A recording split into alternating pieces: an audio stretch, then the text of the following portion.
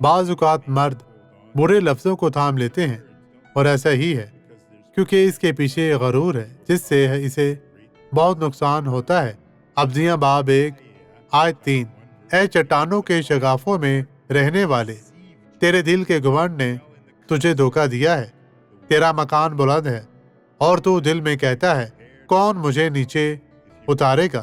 میں اپنی زندگی کا خود مالک ہوں، میں نے وہ سب کیا جو مجھے کرنا تھا، اور اس لیے میں ہمیشہ کے لیے یہاں رہوں گا۔ صرف خدا ہی جانتا ہے کہ ہماری زندگیوں کا خاتمہ کیسے ہوگا۔ ہم میں سے کوئی بھی ایسا نہیں کرتا، تو آئیں جب تک ہم ایسا کر سکتے ہیں اس کی تلاش کریں۔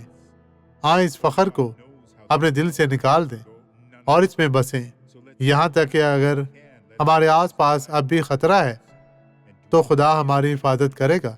وہ ہمیں برکت پہ برکت دے گا کیونکہ ہم اس میں حلیم ہو چکے ہیں۔ آئیں اب دعا کریں باپ، یہاں تک کہ اگر ہم کہیں بھی جائیں تو ہر وقت ہمارے ساتھ ہے۔ تو ہمیں گرنے نہیں دے گا، نہ دائیں نہ بائیں۔